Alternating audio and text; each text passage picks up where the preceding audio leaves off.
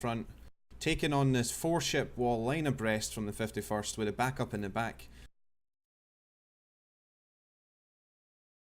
The 51st are doing the same setup again, and so are the SF sticking to the thing they did after round 2. So we have a wall of 4 followed by Yaga with the first shot out with it. R27ER out from Yaga on this 2-ship of Bushmani. I'm not really expecting that to connect to anyone.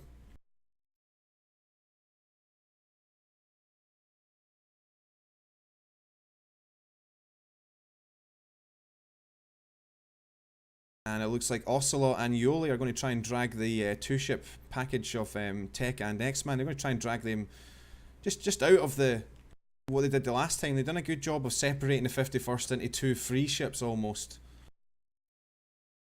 Yeah, that's the point. You know, the southern guys, they can very easily now put pressure on the southern 2-ship of the SF, but the risk is always like, you isolate someone away from your group, you're getting isolated yourself with them. Yeah. So 51st is gonna play clever here, and already they're stretched very far across between the mountains, all the way feet wet into the center of the Sukumi Lagoon, or whatever you could call it.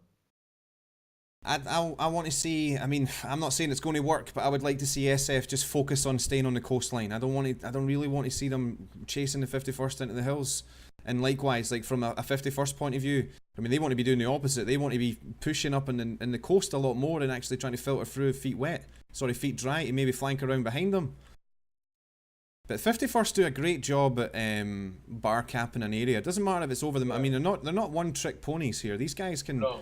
They take advantage of that terrain because it's the sensible thing to do, but if you put them out over the water, they're still going to be able to defend that airspace. Aim 120 out from Razor. Looks like it's on Frosty. You can see also here nicely, you know, how they circled the 3 ships.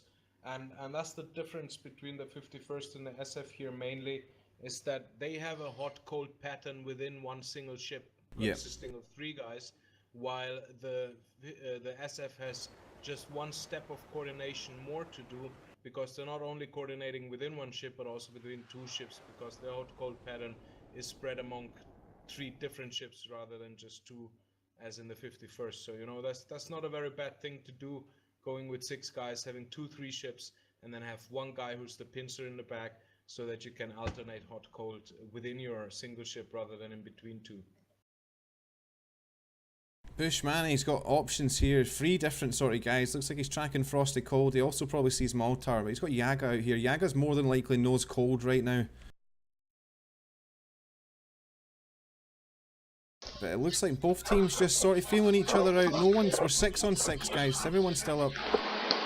We have exchanged a good amount of weapons, but everyone's still there.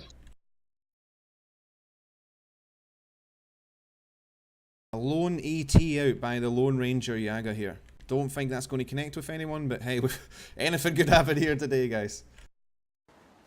Well, we've seen throughout SATAL enough people fly into ETs that basically have been dead already. You know, they've been just burning, and we're very unlucky to meet the ET in the sky. Always gotta be careful, yeah. But no, that's it. It's trash, this one.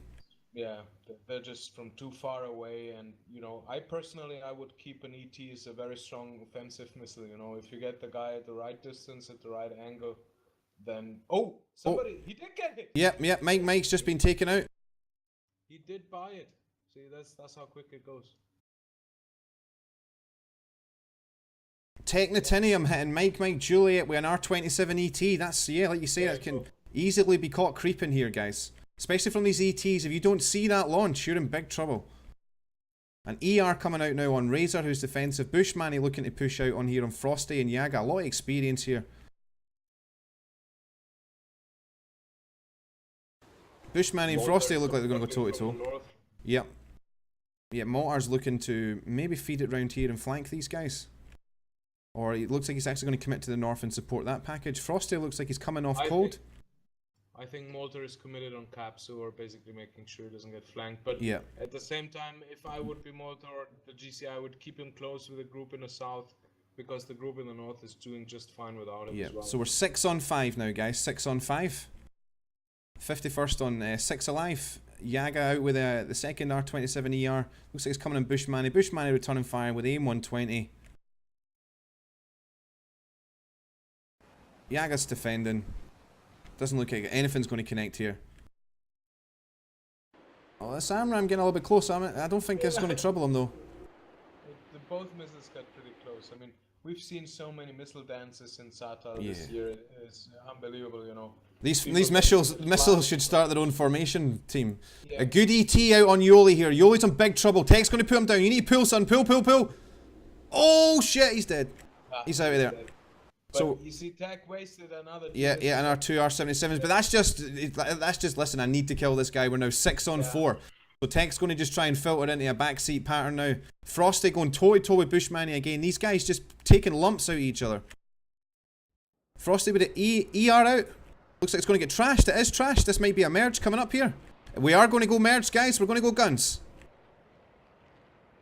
Frosty looking for the possible R73. R73's out. Tracking. Oh, and yeah, looks like he's out. He's out of there. Frosty with another masterclass. Performance when it matters. 51st Frosty. Razor feeling the heat from Maltar now. 2 ERs coming in. It's sort of falling apart for SF. SF need to regroup. They've came back from worse. Yeah, the 3 versus 6 now, so it's looking very good for the 51st, and it was a very consistent play because they did the hot-cold rotation within their ships, stayed close within their ships, and had their assigned areas, and didn't give in, didn't mix, didn't, you know, cross-switch targets. They just kept working their part of the Maltar smells the blood on Razor and is chasing them out feet wet. I think they're pushing hard on the south now. I mean, and that's what they should do, you know. Be done with it as quick as you can. That's always the best, you know. I mean, dragging out a fight is always against your own odds. So yeah.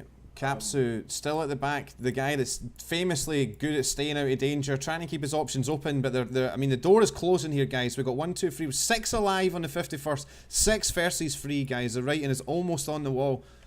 But SF came back from something. They got a miracle last round. They might get another one this round. Crazy things have happened, but you can almost feel that the 51st have recognised they've got the momentum. They're just slowing it down now. And they're making sure that the guys that are in danger are getting out of danger, and the backup is coming in to face the threat here. Capsu and Razor both heading cold. Yeah, Ocelot's in big trouble here. ER out. Ocelot's daring as always, you know. He just needs to know. He's going straight. He's going to take him head on. He's got 1 AMRAM out on him. It's a big gamble. This is going to get him, dude. This is going to get him. Oh, it missed. Now he's coming back in. Look at that. Yep. Yeah, he paid for that.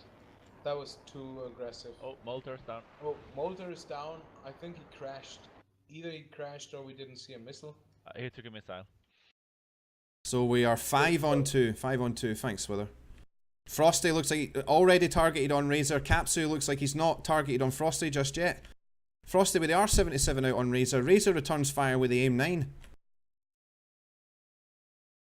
Oh, those are not gonna connect. Although, I mean, Razor might be... No. He's got enough energy to get away around this. He's gonna die that 10... No? Oh my god, did you see how close... No, I missed it. That's just unbelievable, man.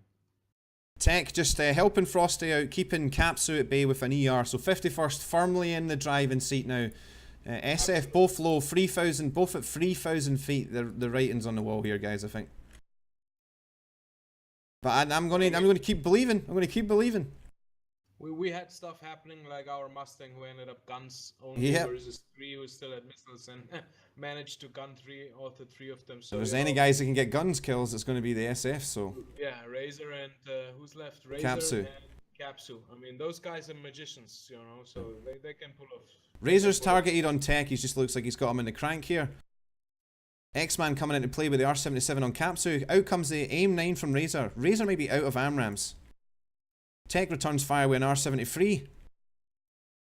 Doesn't look like the aim 9's going to catch him. Doesn't look like either side are going to connect, however. Capsu in a lot of trouble in the north here. He's got X-Man and Yaga pushing in close. 2 AMRAMs left. 2 Roger. AMRAMs for Razor. Gonna check on Capsu here. I'm watching Capsu's in big trouble, big trouble. Here it comes, dude. I'm sorry, bro. Ah, dude. Backing, but yeah, he bought it. I mean, that was just and Razor now is just a pickup for the rest, and I don't think that we're gonna see fuel issues this time. So No. here it comes for Razor. Unfortunately, there it is. He's hit.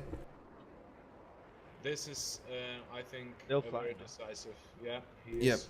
Oh, he's still dodging missiles, dude. The dream is still real. The dream is still real.